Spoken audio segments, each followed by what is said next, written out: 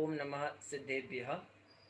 तीन भुवन में सार वीतराग विज्ञानता, शिव स्वरूप शिवकार, नमः त्रियोग संहारिके।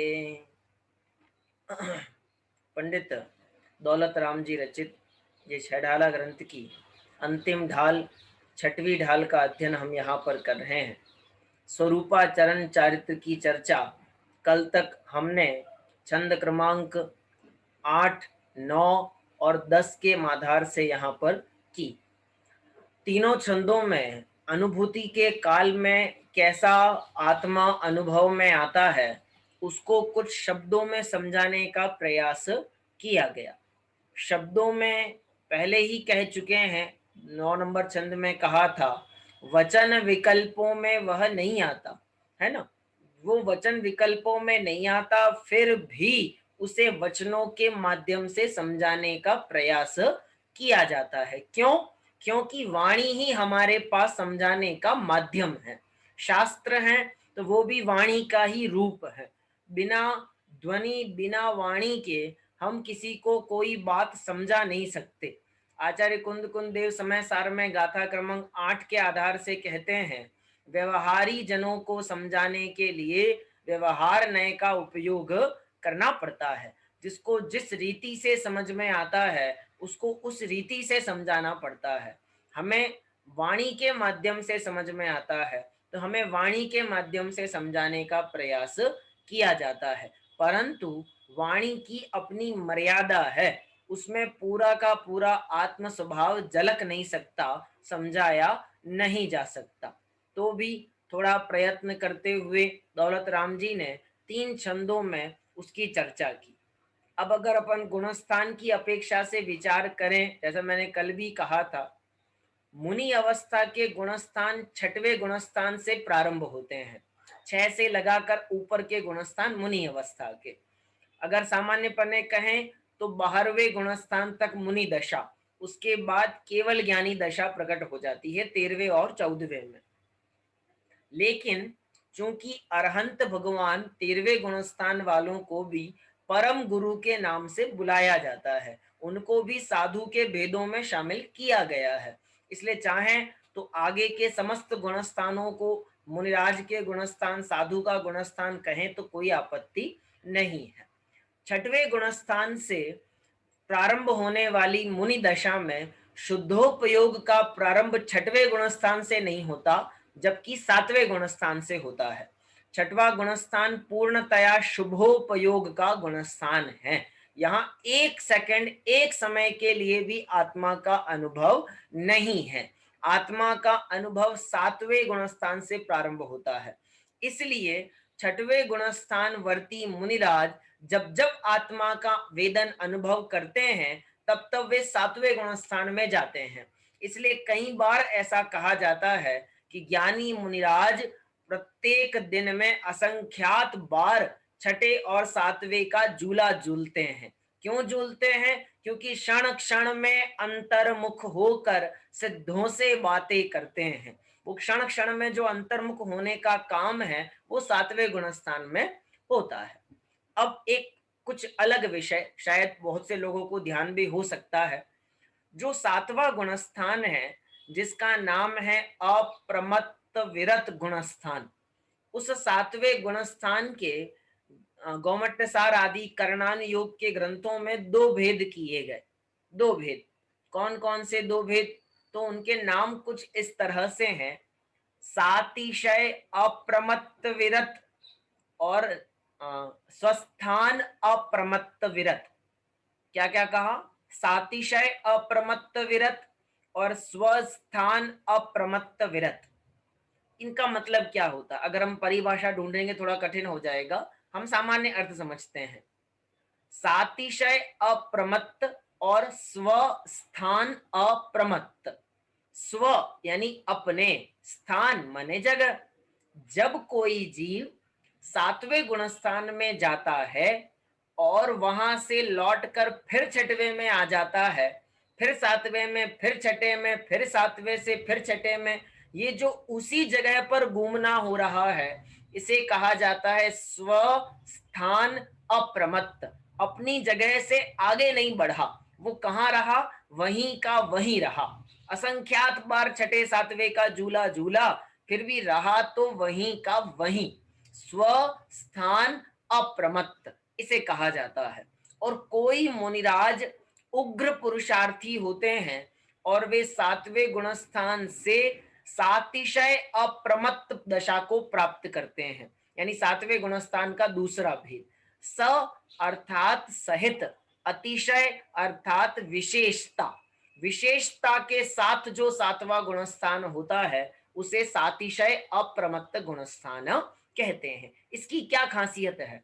इसकी खासियत यह है कि यहां से जीव आगे जाएगा, 8 में 9 में आगे जाएगा, लेकिन स्वस्थान अप्रमत्त वाला जीव आगे नहीं जाएगा, वो वहीं का वहीं रहेगा, छठे और सातवें के बीच में झूला झूलता रहेगा। तो अब सातवें गुणस्थान से दो रास्ते खुलते हैं, दो दरवाजे खुलते हैं। कौन कौन से? सुनना ध्यान से। सात यानी सातवां गुणस्थान तो हो गई होगा, सातवें से आठवें में, आठवें से नौवें में, नौवें से दसवें में, दसवें से 11वें में, और यहां तक एक हो गया। इसके बाद की बात बाद में बताता हूं। दूसरा, सातवें से आठवें में, आठवें से नौवें में, नौवें से दसवें में, और दसवें से सीधे 12वें में। 11वां इग्नोर कर दिया, सीधे 12वें में। यानी कुछ मुनिराज होते हैं जो 7, 8, 9, 10, 11 चढ़ते हैं, कुछ मुनिराज होते हैं जो 7, 8, 9, 10 और 12 नंबर गुणस्थान में पहुंचते हैं। तो दोनों में अंतर क्या है? दोनों में अंतर इतना है कि जो 7, 8, 9, 10, 11 वाले गुणस्थान में पहुंचेंगे वो नियम से नीचे फिर से गिरेंगे, फिर से नीचे गिरेंगे। 11 से वापस आएंगे 10 में, 10 से 9, 9 से 8, 8 से 7, 7 से 6, हो सकता है गिरते गिरते चौथे गुणस्थान में चले जाएं, हो सकता है पहले गुणस्थान में भी पहुंच जाएं। कोई आश्चर्य की बात नहीं है, वहां से गिरना निश्चित है। लेकिन जो 12वें गुणस्थान वाला काम करेंगे, 7, 8, 9, 10, 12, वो लौट के वापस नहीं आने वाले, नॉन रिटर्नेबल रास्ता है। अब इस रास्ते पर चले गए तो अब लौट के वापस आने वाले नहीं है। खास बात ये ध्यान रखनी चाहिए कि 8वें गुणस्थान से रिटर्न नहीं होंगे, 9वें से रिटर्न नहीं होंगे, 10वें से भी रिटर्न नहीं होंगे, रिटर्न होंगे 11वें में जाकर के। 11वें में गए और वहां से रिटर्न होकर के 10, 9, 8, 7, 6, 5, 4, 3, 3 भी नहीं पहुंचते, सीधे 1 में पहुंच जाते हैं। ये गुणस्थान की व्यवस्था है। ऐसा क्यों? गिरते क्यों हैं? जब इतना उग्र पुरुषार्थ करके इतना ऊपर तक चले गए फिर भी गिर जाते हैं, इसका क्या कारण है? कारण उसका ये है कि दोनों प्रकार के रास्तों के नाम सुनिए। पहले प्रकार का रास्ता जो 11वें गुणस्थान पे पूरा होता है उसका नाम है उपशम श्रेणी, और जो रास्ता 12वें गुणस्थान पे खत्म होता है उसका नाम है शपक श्रेणी। उपशम श्रेणी में वह मुनिराज कर्मों को दबाते दबाते दबाते हुए आगे चढ़ते जाते हैं। अब दबाते दबाते आगे चले तो थोड़ी देर बाद यानी अंतर मुहूर्त में ही वह दबे हुए कर्म फिर से उदय में आ जाते हैं, और जैसे ही उदय में आते हैं तो उनका गुणस्थान वापस नीचे गिर जाता है। लेकिन जो शपक श्रेणी चढ़ते हैं वे कर्मों को दबाते नहीं है, नष्ट कर देते हैं। तो कर्मों को नष्ट करते करते 7 से 8, 8 से 9, 9 से 10, 10 से 12, 12वें में पहुंच गए। तो कर्म जब है ही नहीं तो उदय में आएंगे ही नहीं, और उदय में आएंगे ही नहीं तो उनके कभी भी नीचे गिरने का काम होगा नहीं। तो 12वें गुणस्थान तक निरंतर शुद्धोपयोग चालू है। 7 से लगाकर 12वें गुणस्थान तक निरंतर शुद्धोपयोग चालू है। 14 गुणस्थानों में मोक्ष मार्ग के लिए जो अनिवार्य गुणस्थान नहीं है उनमें 11वें गुणस्थान का भी नाम आता है। और भी हैं जिनका होना अनिवार्य नहीं है, 11वें गुणस्थान का भी नाम है कि इसका होना भी जरूरी नहीं है कि सबको उपशम श्रेणी चढ़नी पड़ेगी, कुछ शपक श्रेणी चढ़ते हैं। तो 12वें गुणस्थान में पहुंच गए, फिर वहीं पर उसी रूप लगातार स्थिरता चलती रहती है और 12वें गुणस्थान के अंतिम समय में ज्ञानावरण, दर्शनावरण और अंतराय कर्म का पूर्ण अभाव होके 13वें गुणस्थान की प्राप्ति होती है। ठीक है, ये सब बातें मैंने आपको क्यों बताई? इसलिए बताई क्योंकि आने वाले छंद में ये चर्चा आ रही है। इतनी विस्तार से नहीं है, संक्षेप से है, पर मैंने उसको थोड़ा सा आपको हिंट दिया है। फिर अपन इसको एक बार छंद के माध्यम से पढ़ेंगे और आगे समझने का प्रयास करेंगे। देखिए, छंद क्रमांक 11, 10 तक की चर्चा हमारी कल हो गई थी। छंद क्रमांक 11 को हम देखते हैं।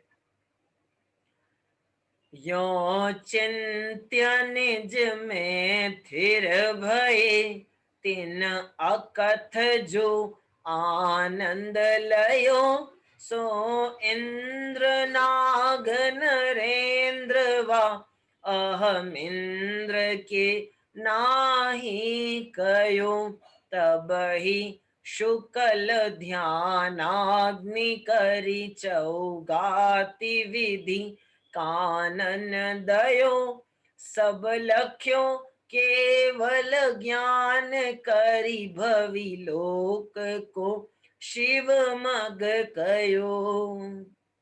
यो, यो मतलब इस प्रकार। इस प्रकार का मतलब जो अभी 8, 9 और 10 नंबर छंद में जैसा शुद्धात्मा का स्वरूप बतलाया है, समझाया है, ऐसा चिंत्य विचार करते हुए निज में थिर भये। थिर भये लिखा है, एक बार अपने को देख के बाहर निकल गए ऐसा नहीं कहा, अपने में स्थिर हुए। ज्ञान अर्थात जानना और ध्यान अर्थात जानते रहना। स्थिर हुआ ज्ञान ही ध्यान है। शुद्धोपयोग की दशा में वो आत्मा ही निरंतर वेदन में आ रहा है, उसका नाम है स्थिरता। तो उनको क्या मिला? तिन अकथ जो आनंद लयो, उनको जो आनंद प्रकट हुआ है वो कैसा है? तो कहते अकथ। अकथ माने, अकथ का मतलब हम उसको समझा नहीं सकते, हम उसकी व्याख्या नहीं कर सकते, हम उसको वाणी में बता नहीं सकते कि कैसा आनंद उनको प्रकट होता है। फिर जगत में सबसे ज्यादा सुखी कौन है? जगत में सबसे ज्यादा संयोग किसके पास है? भोग सामग्री किसके पास है? तो नाम गिनाए, इंद्र, नाग, नरेंद्र और अहमिंद्र, 4 नाम गिना दिए है ना। इनकी भी चर्चा अपन करेंगे। ऐसा आनंद उस जीव को प्रकट हुआ कि जिन जैसा आनंद ना तो इंद्र को होता है, न नाग कुमार देवों को होता है, न नरेंद्र को होता है, न राजा को नहीं होता, और ना ही अहम इंद्रों को उस प्रकार का आनंद होता है। जिनको स्वरूप स्थिरता होती है, उनको जो सुख प्रकट होता है वो सुख अकथ है, अर्थात वाणी में कहा नहीं जा सकता। वाणी में कहा नहीं जा सकता तो उसको समझाने का थोड़ा तो उपाय बताओ कि हम उसको कैसे समझें। तो कहीं कहीं पर ऐसा लिखा है, स्वर्ग के सुख से, स्वर्ग के सुख को हम कैसे समझ सकते हैं? मैं नाम भी बताता हूँ कहाँ लिखा है। इष्टोपदेश नाम का ग्रंथ है, आचार्य पूज्यपाद स्वामी ने लिखा है ना। आचार्य पूज्यपाद स्वामी शायद आप सब लोग परिचित होंगे नाम से उनके, जिन्होंने सर्वार्थ सिद्धि जैसा महान ग्रंथ भी रचा है। तत्वार्थ सूत्र की सर्वप्रथम टीका, सबसे अच्छी टीका, सुंदर संक्षिप्त टीका पूज्यपाद स्वामी का ग्रंथ है इष्टोपदेश। मात्र 51 कलशों का, और पूज्य गुरुदेव श्री के उसके ऊपर मार्मिक प्रवचन भी हैं। उसमें शायद 23 नंबर का कलश है, या ऊपर आगे पीछे भी हो सकता है। जब पूछा गया कि भाई मोक्ष का सुख कैसा होता है, थोड़ा समझाओ हमको, तो आचार्य पूज्यपाद स्वामी कहते हैं, मोक्ष का सुख तो जैसा होता है वो वैसा ही होता है। बोले ये क्या बात हुई? तो बोले सुनो, नाके नाकौ कसाम सौख्यम, नाके नाकौ कसाम इव, ऐसा उन्होंने एक कलश लिखा है, मैंने एक लाइन पढ़ी है। क्या बोला? स्वर्ग का सुख कैसा होता है? तो उन्होंने कहा स्वर्ग का सुख स्वर्ग के सुख के जैसा होता है। ये क्या बात हुई, आपको समझाना था ना, तो आप उसको समझाओ ना। बोले क्या समझाएं, उसके समान दुनिया में और कोई अन्य हमको दिखाई देता ही नहीं है। तो जब ज्ञानियों, कवियों और विद्वानों के पास में उपमाओं की कमी हो जाती है, या उनको लगने लगता है कि इस वस्तु की उपमा हम किसी अन्य से नहीं दे सकते, तो वो कहते हैं सीता का चेहरा किसके समान सुंदर, तुलसीदास जी को लिखना पड़ा सीय मुख सुंदर सीय समाना। सीता का मुख सीता के मुख के जैसा सुंदर है। क्या मतलब हुआ, आप उपमा देते आम के पेड़ जैसा, चंद्रमा के जैसा, कमल के जैसा, गुलाब के जैसा। बोले नहीं, ये सारी उपमाएं उनके सामने आकर कैसी हो जाती हैं, फीकी पड़ जाती हैं। इसलिए हमें कहना पड़ा कि सीता का मुख सीता के मुख जैसा सुंदर है, स्वर्ग का सुख स्वर्ग के सुख के जैसा है। तो प्रश्न खड़ा हुआ, आत्मानुभव में जो सुख आनंद अनुभव में आता है वो कैसा होता होगा, जो इंद्र भोगते हैं स्वर्ग में भोगों का सुख वैसा? बोले नहीं। तो फिर नाग अर्थात भवनवासी देव जो अपने भवनों में रहकर सुख भोगते हैं वैसा? बोले नहीं। अरे जो चक्रवर्ती राजा षटखंड का अधिपति नारायण प्रति नारायण तीन खंड के अधिपति वे जो सुख भोगते होंगे वैसा? बोले नहीं, ये सब सुख उस सुख के सामने कैसे हैं, फीके पड़ जाते हैं। और अंतिम शब्द लिखा है अहमिंद्र। कौन होता है ये अहमिंद्र? नाम सुना होगा शायद पहले भी आपने कभी, अहमिंद्र। मैं आपको संक्षेप में बताऊं अहमिंद्र क्या होता है। स्वर्गों का जो क्रम है ना, स्वर्गों का 16 स्वर्ग, 16 स्वर्गों के बाद में नव ग्रेवेयक, नव ग्रेवेयक के बाद में नव अनुदिश, और नव अनुदिश के बाद में 5 अनुत्तर। ये स्वर्गों का क्रम है। उसमें जो 16 स्वर्ग तक हैं उनको कहा जाता है कल्प, कल्प। और 16 स्वर्ग के ऊपर जो होते हैं उन्हें कहा जाता है कल्पातीत। तत्वार्थ सूत्र में आचार्य उमा स्वामी देव चौथे अध्याय में सूत्र लिखते हैं, स्वर्ग के देवों के दो भेद किए, कल्पोत्पन्ना कल्पातीताश्च, ये सूत्र है मूल में। कल्पोत्पन्न अर्थात 16 स्वर्गों में पैदा होने वाले, और कल्पातीत अर्थात 16 स्वर्ग के बाद में पैदा होने वाले। यानी नव ग्रेवयक, नव अनुदिश और 5 अनुत्तर में जो देव जन्म लेते हैं, जो आयु भोगते हैं, उन्हें कहा जाता है कल्पातीत देव। और उसके पहले जो आएंगे वो सब कल्पोत्पन्न। जो आप नाम पढ़ते हैं ना, सौधर्म, ईशान, ये सब कल्पोत्पन्न देवों के नाम हैं। तो इनको कहा जाता है इंद्र। लेकिन जो उसके ऊपर होता है उसे कहा जाता है अहमिंद्र, और बड़ा ऊंची पदवी है ना। तो जो ऊपर के नव अनुदिश, नव ग्रह, पंच अनुत्तर में जो इंद्र होता है, जो वहां का मुखिया होता है, उसका नाम होता है अहमिंद्र। तो हमने तो कभी पंच कल्याणकों में इनको देखा ही नहीं, हमने तो कभी इनके नाम ही नहीं सुने।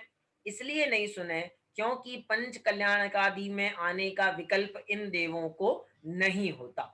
ये मात्र अपनी ज्ञान साधना में ही, तत्व चर्चा में ही रत रहते हैं, इसलिए वे नहीं दिखाई देते। चलिए, कुछ प्रश्न यहाँ दिख रहा है। हाँ जी, हेलो, जय जिनेन्द्र। जय जिनेन्द्र। हाँ, मैं ये भवनवासी में जो बोला आपने, ये क्या भवनों में रहते हैं, इनके बड़े बड़े महल होते हैं? बिल्कुल सही और कहा। विमानवासी केवल विमान में ही रहते हैं? बिल्कुल सही कहा आपने, बिल्कुल सत्य, जैसा आप समझ रहे हैं बिल्कुल वैसा ही है यहाँ पर। विमानवासी को विमानवासी कहा ही इसीलिए है क्योंकि वो विमान में रहते हैं। क्योंकि ये जो 16 स्वर्ग हैं ये विमान है, यानी कि एक टाइप का एरोप्लेन विमान है, और एक के ऊपर एक विमान स्थित है, और आगे जाकर के अलग अलग प्रकार से, है ना। तो ये विमान में रहने से जो स्वर्ग के देव हैं उनको कहा जाता है विमानवासी। जो कहा था पहली ढाल में शब्द, जो विमानवासी हूं थाए, वो कल्पोत्पन्न देवों के लिए लिया गया शब्द है। लेकिन जो भवनवासी देव हैं उनके भवन होते हैं, यानी महल होते हैं। ये भटकते नहीं हैं, ये भूत पिशाच की तरह घूमते फिरते नहीं, जो अपन नाम सुनते हैं ना कई बार, ये घूमते फिरते नहीं है। इनके बढ़िया महल हैं, ये बढ़िया व्यवस्थित तरीके से अपना जीवन यापन करते हैं। और एक दो नहीं, लाखों करोड़ों की संख्या में इनके महल हैं। आप ये सोच सकते हैं कि सबसे ज्यादा अकृत्रिम चैत्यालय भवन वासियों के भवनों में हैं। सबसे ज्यादा कितने हैं? 8,56,97,481 कुल अकृत्रिम चैत्यालय हैं। उनमें से 7,72,00,000 जिनालय केवल भवनवासियों के भवनों में हैं। 7,72,00,000 जिनालय भवनवासियों के भवनों में। इस तरह ये स्वरूप समझना। जो व्यंतरवासी देव होते हैं वे तो यहाँ वहां घूमते रहते हैं मध्य लोक में, अन्य कई लोक में नहीं, केवल मध्य लोक में यहाँ वहां घूमते रहते हैं। और जो ज्योतिष होते हैं वे ज्योतिष लोक में रहते हैं, वे भी अन्य कहीं पर नहीं जाते। हाँ बोलिए अजीत जी, कुछ कहना? हाँ, वो यही व्यंतर जाति देव के बारे में पूछना था कि हाँ वो मतलब क्या, वो तो घूमते फिरते, वो महलों में नहीं रहते, बिल्कुल उनको कौतूहल होते हैं तो अपने को परेशान करते हैं बिल्कुल। और अपने को खुश करते हैं। वो दोनों ही कर सकते हैं ना। हाँ बिल्कुल, आप कह सकते हैं, ऐसा कोई आपत्ति नहीं है। इसमें ऐसा है, देव जो होते हैं वो उन्हीं स्थानों पर निवास करते हैं जो शून्य है, निर्जन है। ऐसे स्थानों पे वे निवास करना पसंद करते हैं, जिनको अपन बोलते हैं ना खंडहर, महल, पुराने, ऐसे स्थानों पर निवास करते हैं।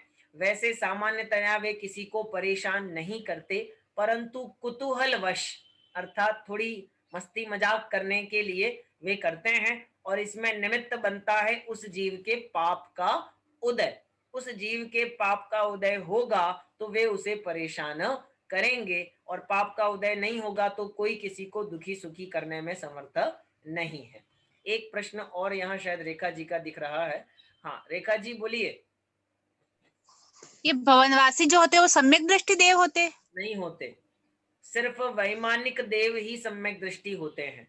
सिर्फ स्वर्ग में जो उत्पन्न होते हैं सिर्फ वही, जो तीन है विकलत, इनको विकलत ट्रेनिंग इनको कहते हैं, भवनत्रिक कहा जाता है। भवनत्रिक अर्थात भवनवासी, व्यंतरवासी और ज्योतिषी, ये सब देव नियम से मिथ्या दृष्टि होते हैं, नियम से। सम्यक दृष्टि जीव, सम्यक दृष्टि देव सिर्फ स्वर्ग में पाए जाते हैं, पहले से लगा के अंतिम पर्यंत सब में, किसी में भी हो सकते हैं। और सुन लेना, फिर उनके मंदिर होते उनके पास वो? हाँ बिल्कुल होते हैं ना, क्या आपत्ति है? तो क्या मिथ्या दृष्टि देव मंदिर नहीं जा सकते? जाते हैं, इसमें क्या आपत्ति है? सम्यक दृष्टि होने से मंदिर होने का क्या संबंध है? कोई संबंध नहीं है। बात इतनी है कि वो मिथ्या दृष्टि है, और स्वर्गों में जो होते हैं वो सम्यक दृष्टि होते हैं। लेकिन स्वर्गों में सारे देव सम्यक दृष्टि है ऐसा नहीं समझना, कुछ सम्यक दृष्टि है और बहुधा मिथ्या दृष्टि है, कुछ ही सम्यक दृष्टि होते हैं। ये जो इंद्र आदि हैं, सौधर्म इंद्र आदि, ये तो नियम से सम्यक दृष्टि होते हैं। और नवग्रवय के ऊपर यानी 5 अनुत्तर और नव अनुदिश यहाँ जो जन्म लेते हैं वे भी नियम से सम्यक दृष्टि होते हैं, ऐसा स्वरूप समझना। ठीक है, आप याद करें, हमने जब तीसरी ढाल पढ़ी थी तो तीसरी ढाल में एक छंद आया था, और वहां ऐसा तो दौलतराम जी ने लिखा था कि सम्यक दृष्टि जीव कहाँ कहाँ उत्पन्न नहीं होता।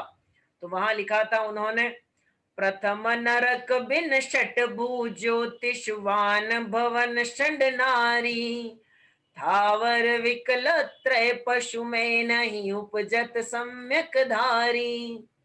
प्रथम नरक बिन षटभू, फिर आगे पढ़ो, ज्योतिष, वान और भवन, 3 शब्द लिखे थे ना, ज्योतिष, वान और भवन। ज्योतिष का मतलब ज्योतिष लोक वाले, वान का मतलब व्यंतरवासी, और भवन का मतलब भवनवासी। सम्यक दृष्टि जीव वहां उत्पन्न नहीं होता, नियम से स्वर्ग में ही उत्पन्न होता है। हाँ, और कोई प्रश्न दिख रहा है? बोलिए गुणमाला जी। हाँ पंडित जी, पूछी थी चौथे गुण स्थान में आत्मा की अनुभूति होती है क्या? कितनी होती है? कितनी होती है?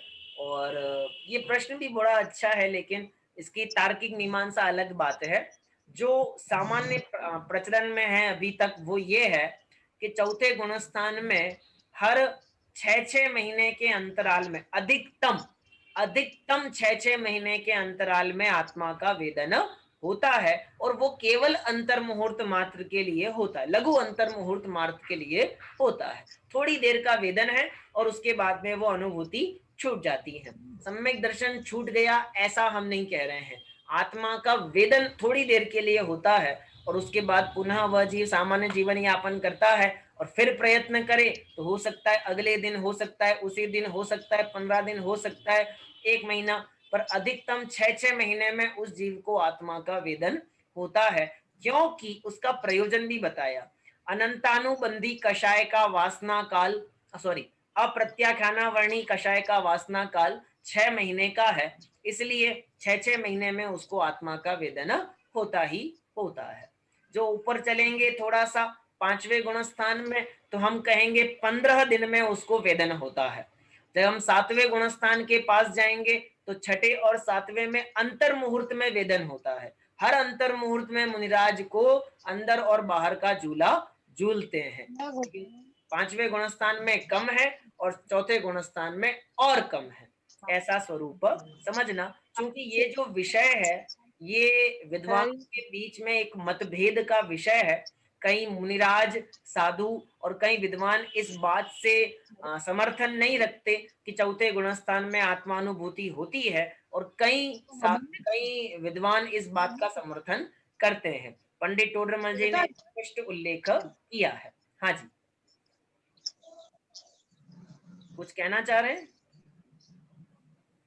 चलिए ठीक है, तो अपन आगे चलते हैं। अब यहाँ दौलत राम जी ने जो चर्चाएं सारी उठाई कि जो जो सुख सम्यक दृष्टि जीव को हो रहा है, 7वें 8वें 9वें 10वें गुणस्थान वर्ती शुद्धोपयोग वर्ती मुनिराज को हो रहा है, वैसा आनंद, वैसा सुख कैसा होता होगा? बोले नहीं कर सकते हम किसी से उनकी तुलना। ना तो ऐसा सुख इंद्र को होता है, ना भवनवासी को, ना किसी राजा चक्रवर्ती को, और ना ही स्वर्ग के देवताओं को। स्वर्ग के देवता भी तो सम्यक दृष्टि हैं, तो उनको भी तो होता होगा ना। अरे उनको जो सुख है वो चौथे गुणस्थान का है, लेकिन यहाँ जो सुख की हम बात कर रहे हैं ये 7वें 8वें 9वें 10वें और 12वें गुणस्थान वाला सुख है। तो अब क्या होगा? उसी में रत रहेंगे कि नहीं नहीं, क्या पढ़ेंगे? शुक्ल ध्यान की श्रेणी चढ़ेंगे। शुक्ल ध्यान, 4 प्रकार के ध्यान में अंतिम ध्यान है शुक्ल ध्यान। उसके भी 4 भेद हैं। शुक्ल ध्यान के भी प्रत्येक ध्यान के 4-4 भेद हैं।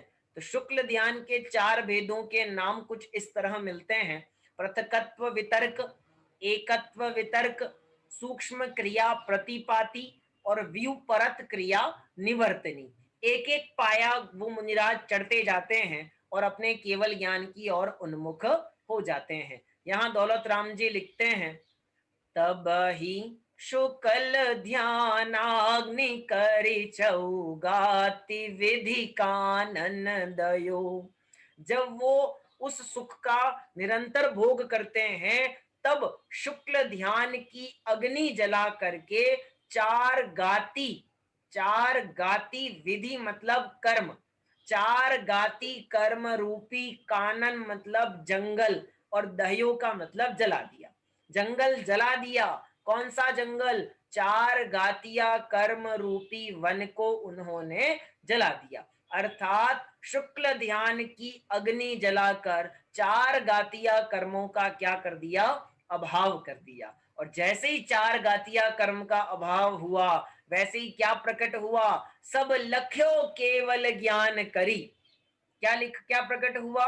सब लख्यो, सब कुछ देख लिया। किससे? केवल ज्ञान करी। केवल ज्ञान के द्वारा सब कुछ उनके ज्ञान का विषय बन गया। और क्या हुआ? भविलोक को शिव मग कयो। जितने लोक के भव्य जीव थे उनके लिए मोक्ष मार्ग का कथन उन्होंने किया। ये कौन सा गुणस्थान है? ये 13वां गुणस्थान है। 12वें गुणस्थान में शुक्ल ध्यान की अग्नि जलाई और 4 गातिया कर्मों का अभाव करने की विधि प्रारंभ करी। प्रोसेस चालू करी और 12वें गुणस्थान के अंतिम समय में जैसे ही 4 घातीय कर्मों का अभाव हुआ तत्क्षण 4 अनंत चतुष्टय प्रकट हो गए। अनंत दर्शन, अनंत ज्ञान, अनंत सुख, अनंत वीर्य। तो उस अनंत दर्शन, सुख, ज्ञान, वीर्य जो प्रकट हुए उससे क्या मिला? तो बोले 3 गुण हो गए ना, वीतरागता, सर्वज्ञता और हितोपदेशीपना। वीतरागता तो पहले से ही चलती जा रही थी, लेकिन सर्वज्ञता और हितोपदेशीपना अब प्रकट हुआ। और जैसे ही सर्वज्ञता प्रकट हुई तो सारा लोकालोक उनके ज्ञान का विषय बन गया, और साथ ही साथ हितोपदेशी पने से सारे भव्य जीवों के लिए मोक्ष मार्ग का उपदेश उन्होंने किया। तो 2 गुण और उनके प्रकट हो गए, अर्थात आप्त सच्चे देव रूप वो विराजमान हो गए। ये 13वें गुणस्थान का स्वरूप है। हाँ पूछिए, अजीत जी शायद कुछ पूछ रहे हैं। शुक्ल ज्ञान का मतलब ये है कि शुद्ध ज्ञान।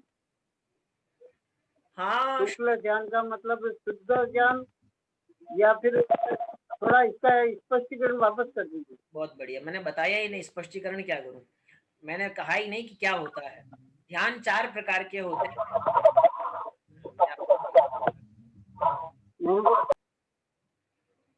हाँ, ध्यान 4 प्रकार के होते हैं, आर्त, रौद्र, धर्म और शुक्ल।